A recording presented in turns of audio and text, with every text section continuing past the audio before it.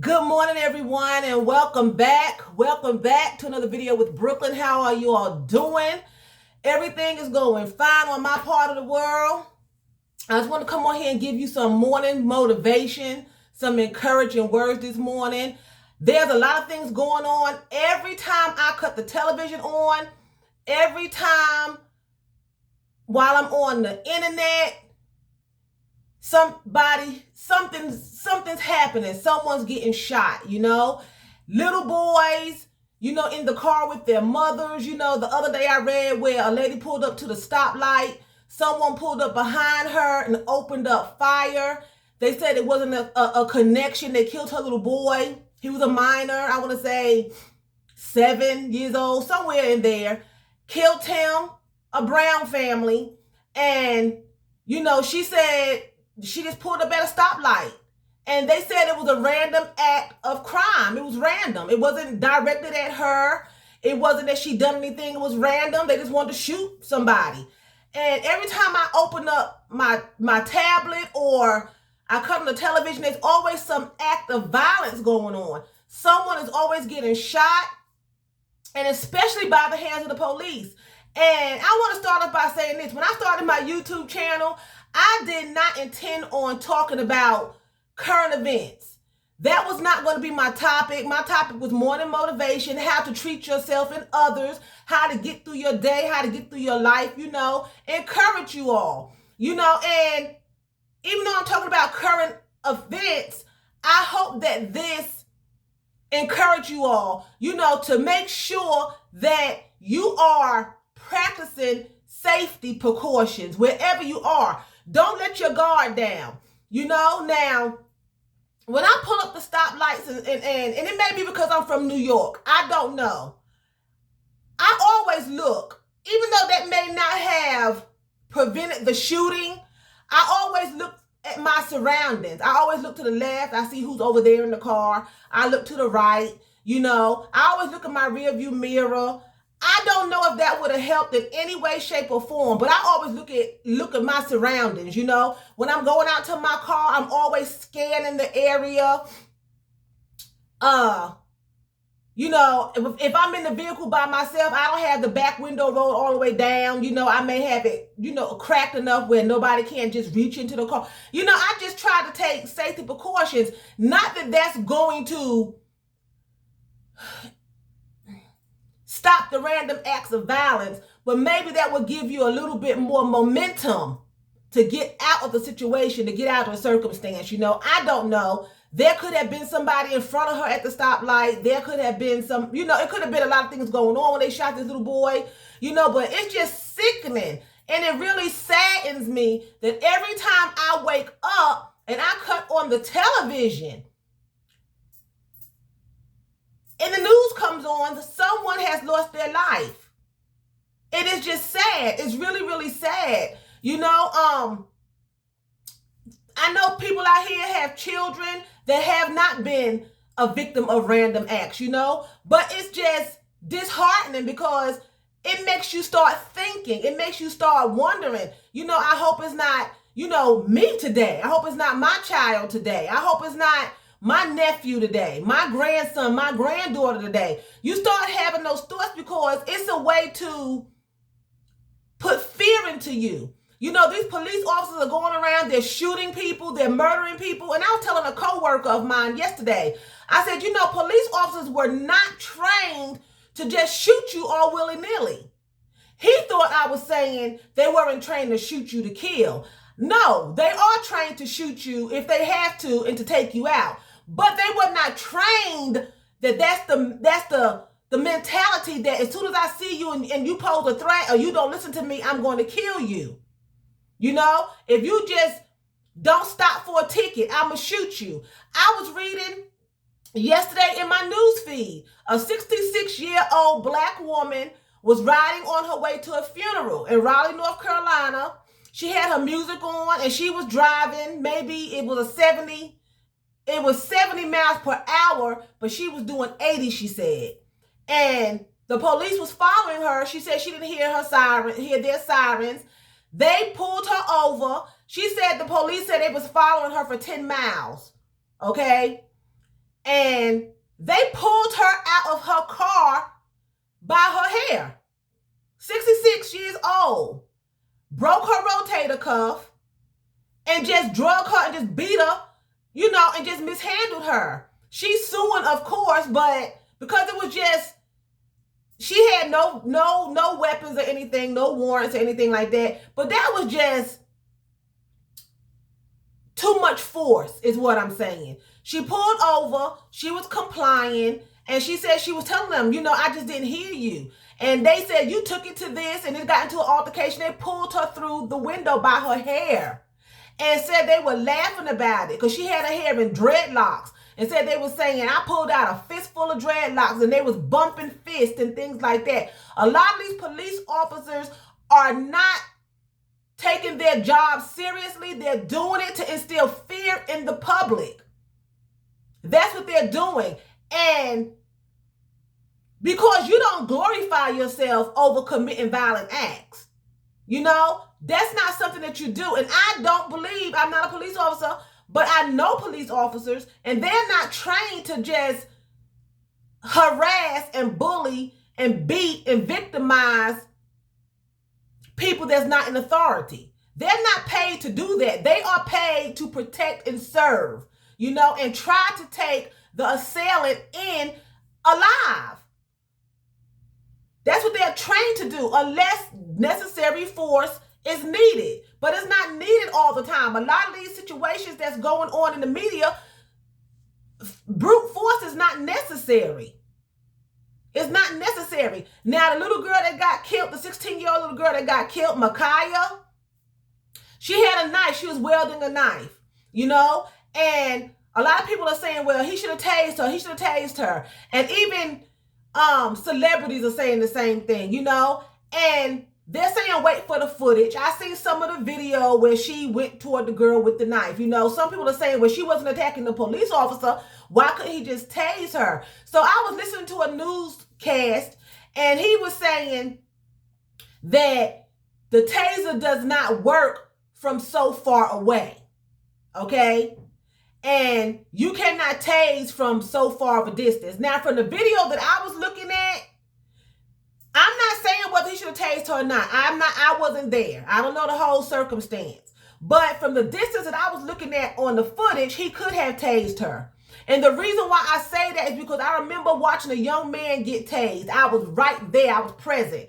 And the police officer that tased this young man was further away than this police officer was from this girl. He was further away, and he tased the hell out of that man.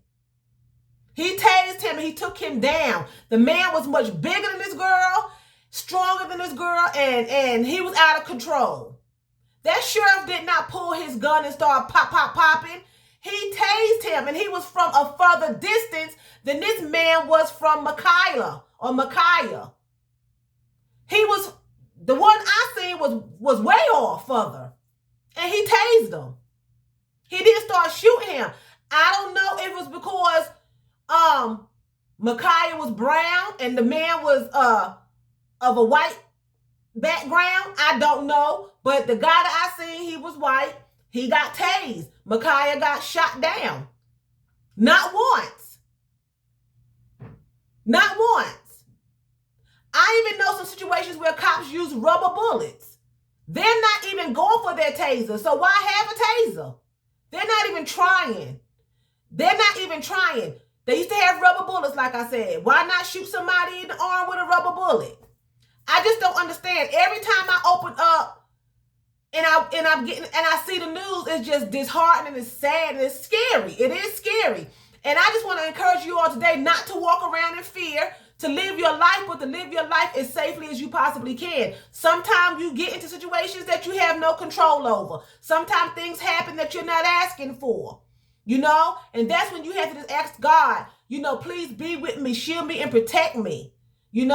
Make sure that you are, if possible, in a facility where other people are, that they can witness it. Even though she died and these people are dying, thank God there's always someone around with a phone that's videotaping it, because a lot of these police officers would not even get prosecuted. A lot of these cell phones are really helping because the police would turn off their body cam. Some of them are brazen enough to keep the body cam on and the camera in the car.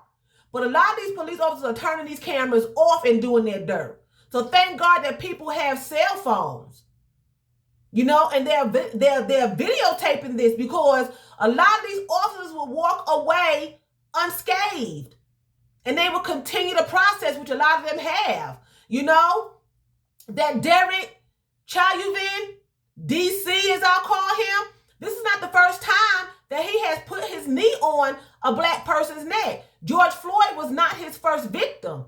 He did it years ago to another black guy.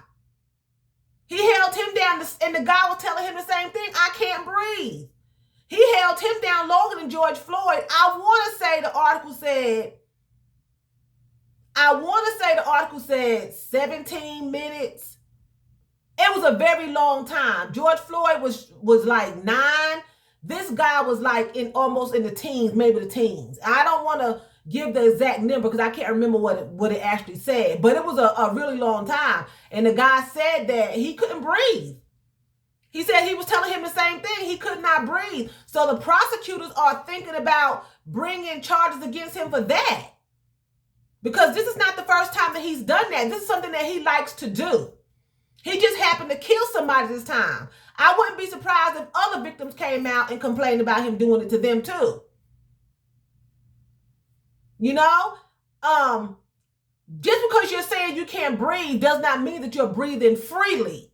Your airway is being obstructed. So you're still able to say, I can't breathe, but you can feel yourself having a hard time. You're breathing, but I can't breathe because you thinking but you're breathing, because you're talking, but your airway is constricted, and in a minute you're going to stop breathing.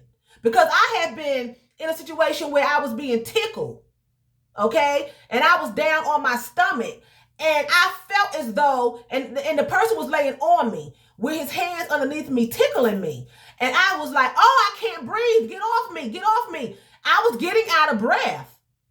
I was really getting out of breath, and I was like, get off me, get off me. I stopped laughing. Then I was like, I can't breathe. And he got up, and I was like, oh, I couldn't breathe. Don't do that. You know? So your airway your air is getting cut off.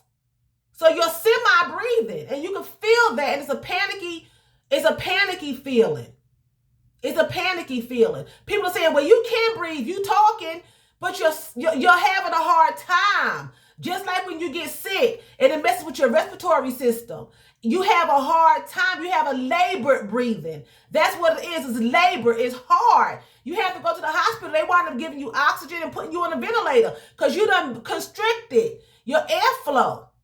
And that's what's going on with these victims out here. And besides just getting shot down all willy-nilly, and, you know, it's just sad. So many people have died by gunfire at the hands of random acts, but police brutality. You know, so I'm encouraging you all today to be mindful, watch your surroundings, you know, try to do what you can do to follow the law. You know, they're pulling people over because you got air fresheners hanging from your rearview mirror. Now they're pulling people over for that. Because you want your car to smell good. You just go get your car clean. You put an air freshener in the rearview mirror. Now they're pulling you over saying it is blocking your view. An air freshener is not nowhere blocking anyone's view. It's hanging down. It's not on the mirror. But they're finding any reason to pull people over. So be mindful, be careful. Don't do deliberate acts. You know? Don't do deliberate acts. Try to stay safe. You know, don't get combative. Just take precautions. You have children in your car. You have grandchildren in your car. You're in the car by yourself. Just take precautions because the devil is busy. He's out here and he is killing people and he does not care. He's trying to claim as many souls as he can possibly claim. And he doesn't care how old you is. Satan doesn't care who you are, how old you are, from the youngest to the oldest. He just wants souls. He don't care. He want to get you unaware. He want to cause pain and suffering to family members and friends. He wants to bring division and destruction and sadness. That's what he's about. But God says that he comes that we may have life and have it more abundantly. People blame God for these random acts and these things that's going on. But these people are being guided by Satan. God has nothing to do with that. You know? And people say, well, why did God allow that to happen? Or why did God allow that to happen? These are evil times. These are evil times. And, you know, it's just sad. It's just sad. And we have to take responsibility too. Some things happen we don't even have any response. We don't even know what's going on. The woman pulled up to the light. She didn't know there was going to open fire on her car. That was no way her fault. That was nothing. That was not her fault. Sometimes just being in this life, things happen. You know, people die and it's sad. But I'm saying if you can, just be mindful. You know, look at your surroundings and just, you know, pray, you know, that, you know, let me go to work, let my child go to school today, let us get home safely on these roads, you know, these road rages and things like that, you know. So with that being said, I'm going to say Vielen Dank. That's thank you very much in German. So Vielen Dank for watching me, and choose, that's what? That's buying German.